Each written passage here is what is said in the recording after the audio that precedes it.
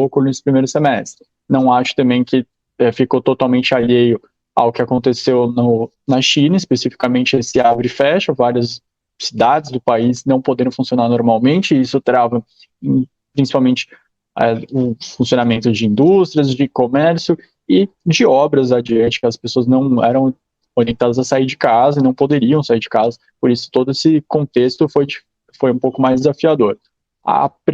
E também o minério de ferro teve uma queda, desculpa, eu vou prolongar um pouquinho mais aqui, e o minério de ferro precificando que talvez alguns problemas do setor imobiliário desde o ano passado poderiam vigorar na economia chinesa. Então, isso é um terceiro elemento que ajudou a explicar a Vale um pouco mais para baixo nessa prévia operacional. E Gustavo, não tem problema algum você se prolongar, tá? Que, aliás, é muito bem-vindo. O senhor Marco Saravalli, inclusive, sobre a Vale, ele falou, o Gustavo muito bem lembrou essa questão dos lockdowns lá na China, e aí eu queria saber de você se teria mais algum outro ponto que você acha que pode ter contribuído para essa revisão do guidance da companhia também. Bom dia, Débora, bom dia, Gustavo. Tudo bom? Eu vou responder já fazendo aquela pergunta para o Gustavo, né? Que eu já pego a pergunta e já passo para o Gustavo. Que acho que essa é a dúvida, Gustavo, que eu queria também escutar a sua opinião, que é o famoso... Eu não posso falar aqui tostines, posso, Débora? Né? Eu não sei se a gente tem a liberdade aqui, os direitos. Então vamos falar qual que é o segredo do biscoito, né? Mas essa aqui é a pergunta, Gustavo. Será que eles estão reduzindo a produção, ou a expectativa, né, a projeção de produção, para já se adaptar a uma menor demanda? Ou eles já ajustaram essa produção para voltar, né, a recuperar um patamar de preços, né, mais atrativo para o minério de ferro? Ou seja, já estão realmente reduzindo para tentar voltar a buscar alguma elevação dos preços num futuro, enfim. Quem que está puxando aqui? Será que a Vale está se antecipando ou ela está fazendo um movimento já de atrasado, né, em relação ao movimento na economia chinesa, né? Então, qual que é a leitura que a gente tem desse comunicado da Vale? Acho que essa leitura de trazer uma produção menor está mais ligada aos investimentos, que de fato você olha o capex dessas principais mineradoras do mundo, ele caiu muito nos últimos anos, realmente prevendo que talvez fosse esfriar, fosse desacelerar, porque existe uma discussão que é maior, que é a desaceleração chinesa, ela está em curso. A dúvida é se você deixa cair de uma vez muito mais rápido ou se você vai colocando talvez algumas molas, alguns colchões para que não caia tão rápido assim, suavize essa desaceleração. É uma discussão, inclusive, interna na China sobre o que é melhor para a economia. Uns alegam que se você bota esses colchões, mais para frente vai sofrer ainda mais. Outros falam que não. Enfim, dito isso, acho que via investimentos ela se prepara para esse cenário. E no segundo ponto, acho que a questão da demanda mais fraca realmente, junto com o risco do setor imobiliário desde o ano passado, é o que está puxando um pouco mais para baixo esse preço do minério internacional, e a Vale vai se adequando a isso, junto com as outras mineradoras. Óbvio que a gente tem que acompanhar o que o governo chinês vai fazer. Não é como o Brasil, não é como os Estados Unidos. E se a mineradora está indo mal, o governo pode até dar um outro estímulo bem pontual. Lá na China, não. Se o setor imobiliário está indo muito mal, eles podem intervir de forma bem direta, chegar para bancos e falar, você vai ter um prejuízo no seu balanço nos próximos 3 meses, porque você vai ter que segurar essa empresa imobiliária até ela entregar todas as unidades que ela já vendeu para a população chinesa. A gente não quer elevar o descontentamento da população chinesa adiante. Esse ano, final do ano, Xi Jinping quer a recondução, não vai querer que, além da política de Covid-0, que não é popular, essa outra entre no radar. O Gustavo, só para complementar aqui, acho que passar o que eu chamo passar o call, né?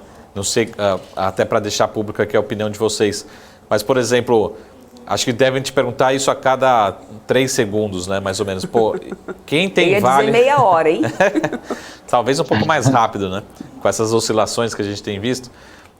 Mas será que realmente é melhor já começar a comprar Vale nesse patamar de preço? Será que o minério de ferro ainda pode vir ainda mais para baixo? Será que é melhor proteger as posições para quem tem Vale? Enfim, o que você tem passado de recomendação para quem acompanha vocês na RB aí, para acionista ou possível acionista de Vale nesse momento, né? Eu entendo que a Vale é uma ação, junto com a Petrobras, sempre muito difícil de excluir de uma carteira se você está visando um pouco médio e longo prazo. Muito pelo papel que elas representam na Bolsa Brasileira. Elas passam um pouco do conceitual e vão para a questão de liquidez. Então, o estrangeiro, quando ele olha para o Brasil, ele preza muito por isso. Eu vou conseguir ter saída muito fácil, quais papéis que eu conheço. Ele não conhece no detalhe que está listado aqui no Brasil. Mas Vale e Petrobras são empresas globais que você tem uma noção bem mais fácil dessas empresas, junto com a Ambev, junto com os grandes bancos, como Itaú, Bradesco, facilita esse tipo de composição na carteira. Então é difícil, se você tem uma visão por Ibovespa, achar que a Vale não vai avançar tanto assim adiante. Teria que estar acontecendo algo muito a mais específico negativo para a empresa.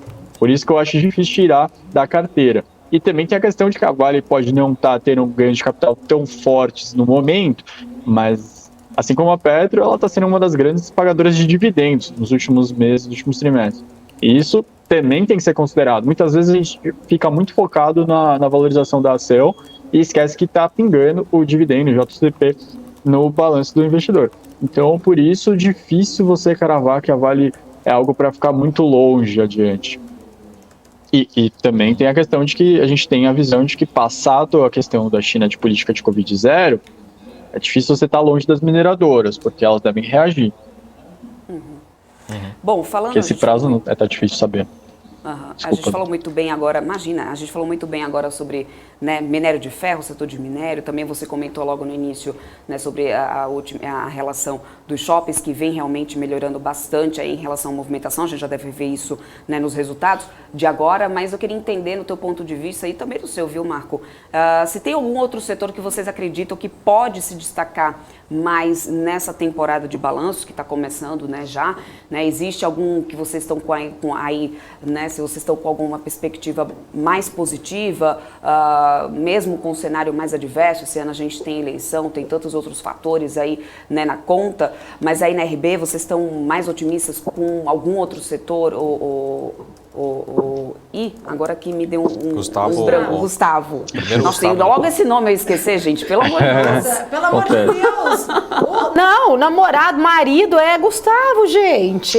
Pois é, já imaginou? Ai, meu Deus, espero que ele não esteja assistindo. Espero que ele não esteja assistindo. Vai dormir. Ele tava mais cedo, vai hein? dormir na Se casinha não tiver hoje da assistindo, o pessoal Milka. vai fazer um corte agora e mandar pra ele.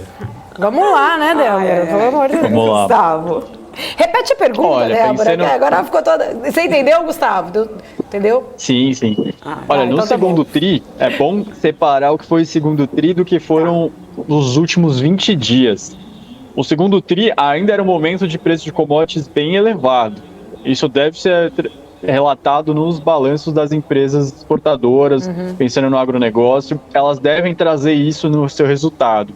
Mas, de novo, bom separar, porque elas estão caindo agora porque os preços estão recuando, mas pensando o que vai trazer o balanço, esses não devem ser balanços ruins. Devem trazer justamente a consequência de você ter o seu principal ativo em patamares mais elevados.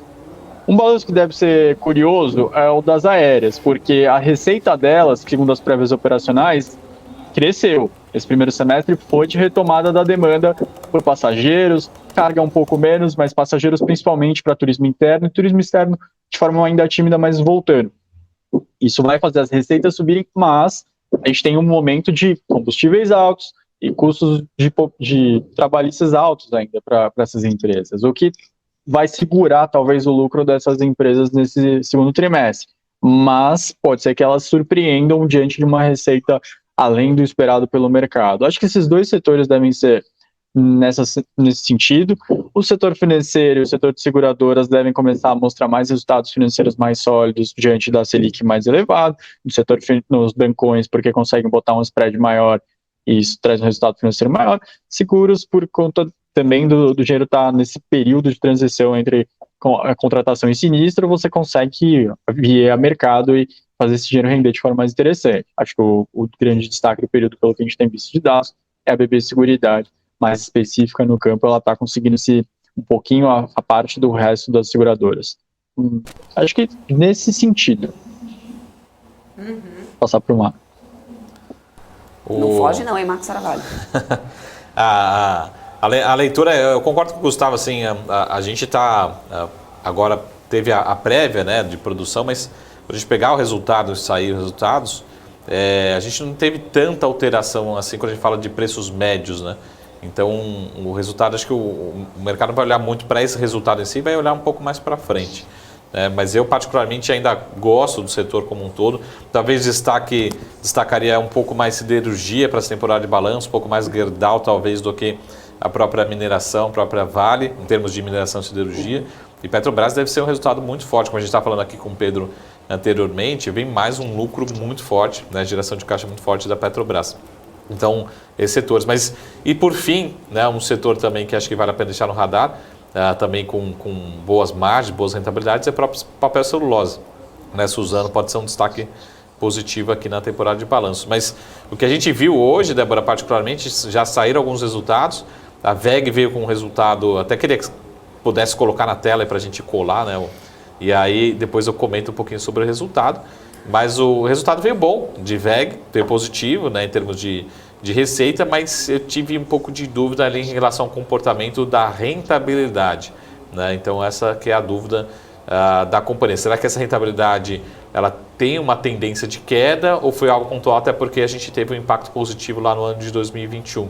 Né? Então essa é a dúvida. Então já vou devolver para você, Débora, para a gente dar uma olhada também em WEG, nesse bate-papo aqui, nesse ping-pong dos resultados aqui. Né? Já até abri aqui, hein, Marcos Saravalli, 3,52 de queda agora para a WEG. Aliás, a WEG já vem caindo desde o início do dia, né? E eu já tinha olhado aqui que o pessoal estava linkando isso justamente, essa questão desse resultado, né?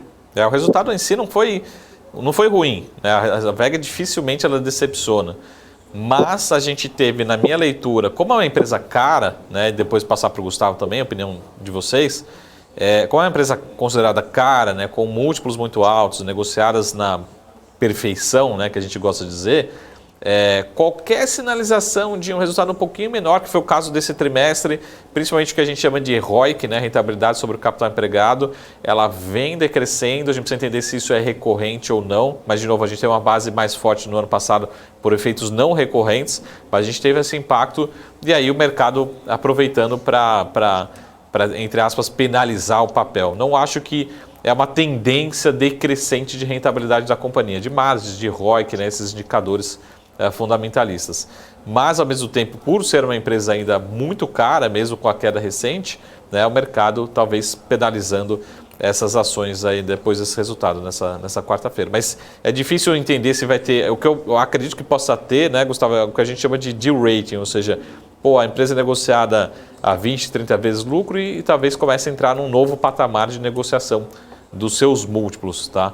Então, o mercado, Débora, reagindo mal a esse resultado, acho que por conta muito mais da linha ali final, né, de certa forma, abaixo das expectativas em termos de rentabilidade do que da receita em si. Né? Então, Gustavo, como é que, voltando para você, como é que você tem visto a WEG aí para vocês, que foi, de certa forma, a primeira, vamos deixar assim, blue chip a divulgar resultado. Teve outra, a Home também entregou resultado, mas a WEG acho que é a primeira blue chip a entregar resultado nessa nossa temporada de balanço aqui, né?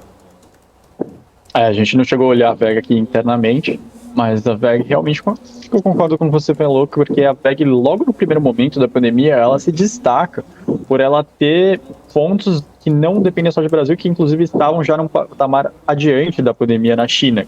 Por isso ela acaba escapando daquele primeiro momento de grande solução do mercado financeiro aqui na parte ocidental. Ela já tinha sofrido nos 2 primeiros meses de 2020, depois ela reage. Agora, o que a WEG tem sofrido, e acho que muitas empresas, que vai até na pergunta da Débora, além do frete, é o custo mesmo dos insumos vindo mais caros no total mesmo para cá. Enquanto a China fica nesse abre e fecha, se você depende de algum insumo específico de lá, você é bem mais vulnerável. Desde a pandemia, acho que um histórico, uma herança bem negativa é a diminuição dos prazos de negociação entre as indústrias e seus fornecedores. Diante de toda essa volatilidade, os fornecedores eles preferem fazer contratos menores e isso vai travando um pouco para a indústria fazer realmente uma previsão melhor do que vai acontecer com seu negócio adiante. A WEG não escapa disso, por mais que ela seja uma blue chip. Boa. Vamos falar um pouquinho sobre a Embraer também agora, né? A Embraer que caiu mais de 50% nesse ano, eu queria entender, né? Agora volta para o noticiário com perspectivas de crescimento em mercado global e também a demanda por aeronaves.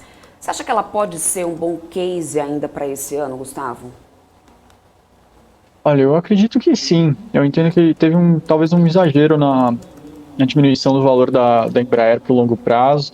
As pessoas pesaram muito a questão de câmbio aqui e resultados específicos da Embraer para algum outro trimestre, mas o que ela tem divulgado é algo que você olha para a Embraer e fala, poxa, essa é uma empresa que eu quero estar investido para os próximos 10, 15 anos, porque além dela ter realmente esse momento de médio prazo, que é a volta do turismo global, onde vão ter várias empresas ao redor do mundo que vão aumentar a demanda por aeronaves, como a gente está vendo essa semana, novas encomendas, isso facilita o negócio dela, pensando nos próximos 1, 2 anos, de forma mais tranquila, essa retomada, vai ser a narrativa dela.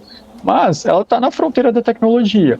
A questão dos carros voadores, que ela faz os evols com outra empresa, ela se posiciona para estar também líder em um mercado promissor para os próximos 10, 15, 20, 30 anos. Esse mercado ele tende a crescer muito, a população global ela ainda está em ascensão, a gente ainda vai chegar perto de 8 bilhões de pessoas, o que vai fazer com que mais cidades fiquem com trânsitos mais caóticos, o que exige soluções alternativas. Como que eu vou me deslocar do ponto A para o ponto B se em determinado horário do dia o trânsito ficar totalmente paralisado? Então, tudo que é solução alternativa é promissor. E o carro voador é uma dessas soluções que a gente tem visto. Por isso, esses evols da Embraer colocam ela como uma tendência boa para o longo prazo, mas a volta do turismo já é suficiente, na minha opinião, para o médio prazo. Então, eu gosto muito da empresa, acho ela extremamente inovadora, extremamente eficiente, ela não é tão grande para sofrer na concorrência Airbus Boeing e não é tão pequena também para concorrer com vários players regionais em diversos países. Ela está num nicho muito bem defendido, onde ela se beneficia bastante. E além de ser sinônimo de qualidade, eficiência e segurança no exterior. Perfeito. Marcos Saravalli, alguma coisa aí para poder observar em relação à Embraer? Eu concordo com o Gustavo, assim, teve um exagero, né, Gustavo, no setor como um todo, não só para as fabricantes, mas também para as companhias aéreas aqui no Brasil e no mundo. Então, a gente também teve muita preocupação que acaba sendo um pouco de consequências da possível recessão econômica mundial. Então, a gente teve, pegar o caso aqui de Gol e Azul também, listada no Brasil, que acabam sendo, de certa forma, a ponta final, né, da Embraer. A Embraer é a fornecedora e as operadoras são a Azul e a Gol. E realmente não faz sentido nenhum. Assim, as companhias, ou pelo menos as operadoras, no caso particularmente da Azul, ela está conseguindo saber operar muito bem esse mercado, né? E a Débora, por exemplo, que viaja todo final de semana, ela está sentindo aí 100% de aumento no preço das passagens, né? Opa, ou seja, tá isso caro. Tá caro mesmo. Isso é rentabilidade, é caro para a gente, rentabilidade para as companhias aéreas. Então elas estão conseguindo sobreviver dentro desse mar de incerteza. E como a demanda está voltando um pouquinho, né? Ainda não está com alguns indicadores pré-pandemia, mas a gente já tem uma recuperação bastante forte.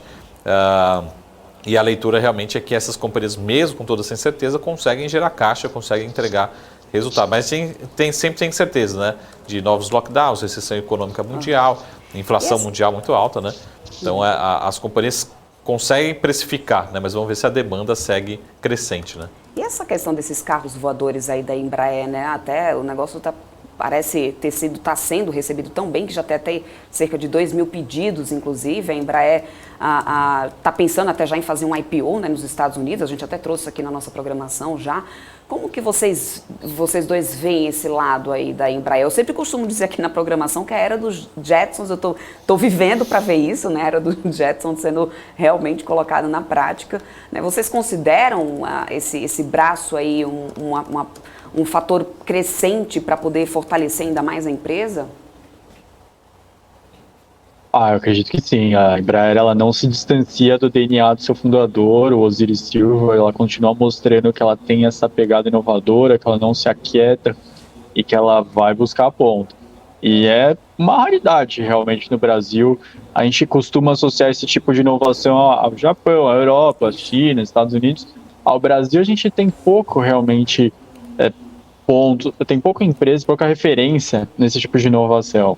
Então, causa até estranhamento você pensar que é o Brasil que está sendo um dos destaques nesse mercado, que sempre, que nem você falou, era algo que era futurista, era algo que não era visto como palpável, mas existe muita demanda por isso, porque, de novo, a gente não vê, dependente do país, soluções muito viáveis para evitar o grande acúmulo de veículos em determinados picos do dia. Isso pode ser considerado para o Brasil, isso pode ser considerado para os Estados Unidos, pontos da Europa, pontos da Ásia.